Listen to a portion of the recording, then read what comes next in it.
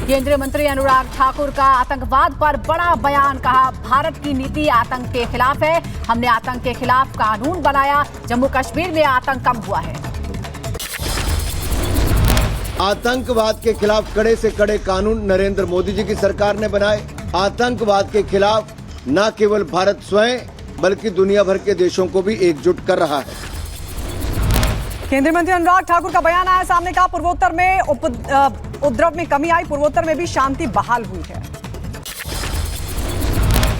पूर्वोत्तर भारत की बात करूं, नॉर्थ ईस्ट की बात करूं तो ये कह सकता हूं शांति का युग नॉर्थ ईस्ट में आया है। नॉर्थ ईस्ट में जो पिछले 75 साल में कोई नहीं कर पाया वो मोदी सरकार ने करने का काम किया।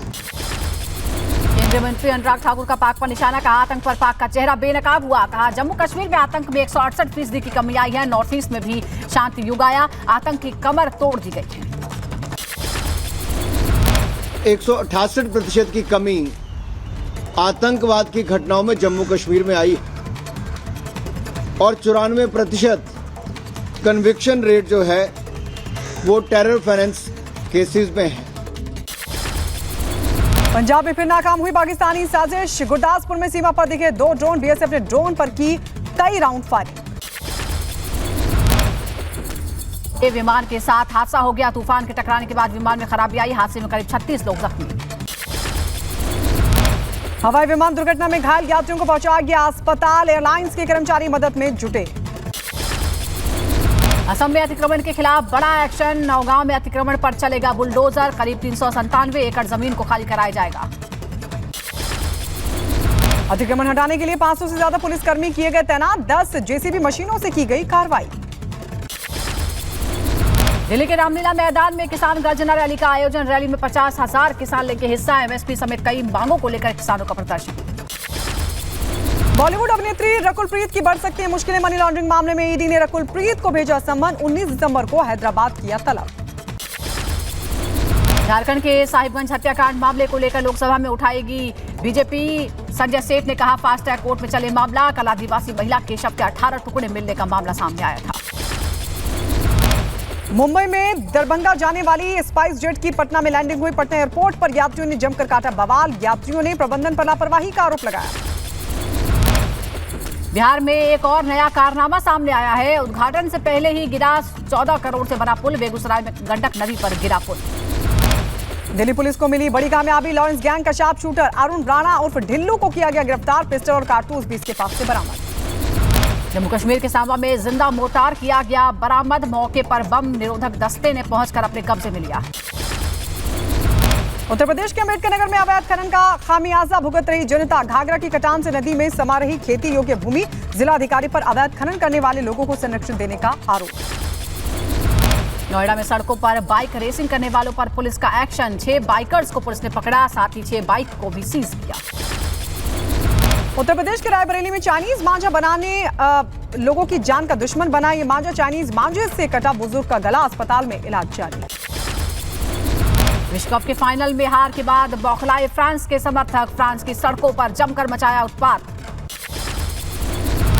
फ्रांस की हार के बाद गुस्साए समर्थकों ने पुलिस पर पटाखे और अन्य सामान फेंका। पुलिस ने उत्पात मचाते लोगों को खदेड़ डाला। फ्रांस के समर्थकों ने जमकर प्रदर्शन करते हुए तोड़फोड़ भी की। पुलिस ने एक को हिरासत में लिया। पुलिस ने बड़ी मुश्किल से शांत करवाया। अर्जेंटीना ने जीता फीफा वर्ल्ड कप। कांटे की टक्कर के बीच अर्जेंटीना ने फ्रांस को पेनल्टी शूटआउट में 4-2 से दी मात। 90 मिनट तक दोनों टीमें 2-2 की बराबरी पर रही। अर्जेंटीना ने 36 साल बाद वर्ल्ड कप जीता। इससे पहले 1986 में खिताबी कामयाबी हासिल की थी। तीसरी बार अर्जेंटीना ने टूर्नामेंट अपने नाम किया। फीफा वर्ल्ड कप 2022 में मेसी को गोल्डन बॉल का खिताब मिला। वहीं फ्रांस के खिलाड़ी एम्बाप्पे को मिला गोल्डन बूट। अर्जेंटीना के ही गोलकीपर एमिलियो मार्टिनेज को गोल्डन ग्लव्स अवार्ड मिला। सुपरस्टार लियोनेल मेसी ने अपने आखिरी विश्व कप में रचा इतिहास। फीफा विश्व कप में सर्वाधिक मैच खेलने का भी रिकॉर्ड बनाया। वहीं फीफा वर्ल्ड कप में अब तक 13 गोल दागे। ब्राजील के दिग्गज फुटबॉलर पेले को पीछे छोड़ा। अर्जेंटीना ने फीफा वर्ल्ड कप चैंपियंस बनने पर प्रधानमंत्री नरेंद्र मोदी ने दी बधाई। ट्वीट कर लिखा, ये सबसे रोमांचक फुटबॉल मैचों में से एक। उत्साहपूर्ण प्रदर्शन के लिए फ्रांस को बधाई। फीफा वर्ल्ड कप में अर्जेंटीना को मिली जीत पर सचिन तेंदुलकर ने बधाई दी। ट्वीट कर कहा, मेसी के लिए ऐसा करने पर अर्जेंटीना को बहुत बहुत बधाई। जिस तरह से उन्होंने खेल की शुरुआत की और अंत के समय में शानदार वापसी की। केंद्रीय मंत्री अनुराग ठाकुर ने भी अर्जेंटीना को वर्ल्ड कप जीतने पर दी बधाई। ट्वीट कर कहा, फीफा वर्ल्ड कप 2022 जीतने के लिए अर्जेंटीना टीम को बधाई। मेरा सम्मान फ्रांस टीम को भी, जो करीब आए लेकिन योग्य उपविजेता के रूप में समाप्त हुए। उत्तर प्रदेश के मुख्यमंत्री योगी आदित्यनाथ ने भी देखा FIFA world cup match. Tweet कर शेयर की तस्वीरें। कोहरे ने बढ़ाई लोगों की दिक्कत। नोएडा, दिल्ली, एनसीआर में सड़कों पर गाड़ियों की धीमी पड़ी रफ्तार। सड़कों पर छाई सफेद कोहरे की चादर, विजिबिलिटी हुई बेहद कम। घने कोहरे ने दी Dastak. Greater Noida eastern peripheral highway पर गाड़ियों की रफ्तार पड़ी धीमी, विजिबिलिटी कम हुई, लोगों की बड़ी मुश्किलें। उत्तर प्रदेश के कासगंज में छाया घना कोहरा। कोहरे की सफेद चादर ने कासगंज में थामी वाहनों की रफ्तार। आम जनजीवन प्रभावित हुआ। यूपी के बुलंदशहर में भी बढ़ी ठिठुरन। कोहरे ने बढ़ाई मुश्किलें। धुंध बढ़ने से वाहनों की रफ्तार थी। दिल्ली में AQI लेवल 400 के पार पहुंचा। बीजेपी ने केजरीवाल सरकार पर फिर साधा निशाना। कहा, पिछले 8 सालों में केजरीवाल की विफलताओं की वजह से दिल्ली बनी गैस चैम्बर। फिर से दिल्ली गैस चेंबर बनी हुई है। दिल्ली का AQI लगातार वेरी पुअर और हैजर्डस कैटेगरी में जा रहा है और आज अरविंद केजरीवाल जी को जवाब देना चाहिए। मुंबई में संघ प्रमुख मोहन भागवत का बड़ा बयान। कहा, धर्म के रास्ते में कट्टरपंथ को लाना ठीक नहीं। धर्म सबके लिए है, इसका होना चाहिए सम्मान। हॉरर किलिंग पर CJ चंद्रचूड़ का बयान आया सामने। कहा, लव अफेयर और इंटरकास्ट मैरिज की वजह से होती हैं हत्याएं। महाराष्ट्र में लोकायुक्त बिल लाएगी सरकार। सीएम एकनाथ शिंदे बोले, महाराष्ट्र को बनाएंगे भ्रष्टाचार मुक्त प्रदेश। डिप्टी सीएम देवेंद्र फडणवीस ने कहा, सीएम और कैबिनेट को भी लोकायुक्त के दायरे में लाया जाएगा। कर्नाटक विधानसभा में वीर सावरकर की फोटो को लेकर विवाद। कांग्रेस ने फोटो लगाने पर जताई आपत्ति। फोटो के अनावरण को लेकर आज स्पीकर करेंगे फैसला। तवांग में चीन से झड़प पर सियासत जारी। दिल्ली के सीएम अरविंद केजरीवाल बोले, चीन हमें आग दिखा रहा है। जब तक छोटे छोटे हमले कर देता है, चीन से सामान खरीदना हो बंद। ज्ञानवापी केस में आज वाराणसी जिला कोर्ट में होगी अहम सुनवाई। दोपहर 2 बजे मामले की सुनवाई। जोधपुर में सिलेंडर ब्लास्ट से आग लगने से मौत का मामला सामने आया है। बेहतर मुआवजे को लेकर सरकार से सहमति बनी। मृतकों के परिजनों को 17 लाख मुआवजा और संविदा पर नौकरी पर बात बनी। चीन पर राहुल गांधी के दिए बयान को राजस्थान कांग्रेस प्रभारी सुखजिंदर रंधावा ने बताया सही। कहा, चीनी सैनिकों की घुसपैठ पर भारत सरकार अपनी जुबान नहीं खोलती। राहुल गांधी जो कह रहे हैं वो बिल्कुल सही है। कांग्रेस नेता पवन खेड़ा ने भी कहा, राहुल जी जो कह रहे हैं सही है, सेना के हाथ बंधे हुए हैं। उत्तर प्रदेश के देवरिया में बीजेपी कार्यकर्ताओं ने राहुल गांधी का फूका पुतला। तवांग पर दिए बयान पर जताई नाराजगी। यूपी के रायबरेली में पाकिस्तान के विदेश मंत्री बिलावल भुट्टो के खिलाफ प्रदर्शन हुआ। प्रदर्शन के दौरान लोगों ने बिलावल भुट्टो का पुतला फूका। उत्तर प्रदेश के बदायूं में पाकिस्तानी मंत्री बिलावल भुट्टो के खिलाफ जबरदस्त प्रदर्शन। युवा मंच संगठन ने अर्थी शव यात्रा निकाली। पुतला दहन कर किया प्रदर्शन भी।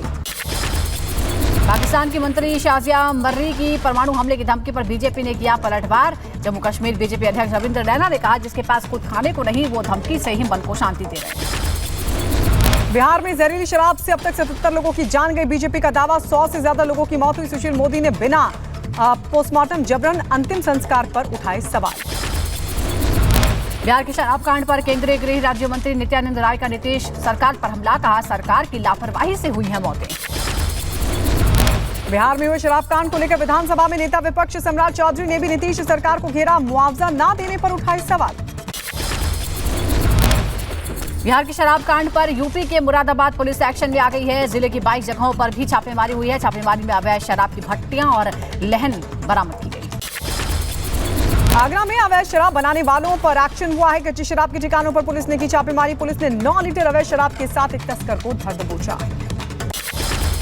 जम्मू कश्मीर में कश्मीरी पंडितों को धमकी। आतंकी संगठन TRF ने कश्मीर छोड़ने की धमकी दी। आतंकी धमकी पर बीजेपी नेता कविंद्र गुप्ता ने कहा, आतंकवादियों के खिलाफ सरकार और सुरक्षा बल कड़ी कार्रवाई कर रहे हैं। TRF की कश्मीरी पंडितों की लिस्ट TRF को आखिर कौन दे रहा है? जांच एजेंसी इस बात की जांच पड़ताल में की। प्रवासी कश्मीरी पंडित कर्मचारी रजत ने सरकार से सुरक्षा की गुहार लगाई। कहा, सरकार सुरक्षा मुहैया कराए। सरकार से सुरक्षा की गुहार लगाई। कश्मीरी पंडितों को दी जा रही धमकी पर कांग्रेस के प्रवक्ता जाजेब सिरवाल ने बीजेपी पर साधा निशाना। कहा, कश्मीरी पंडितों के नाम पर सरकार वोट लेती है, कश्मीरी पंडितों की सुरक्षा के लिए सरकार काम नहीं कर रही।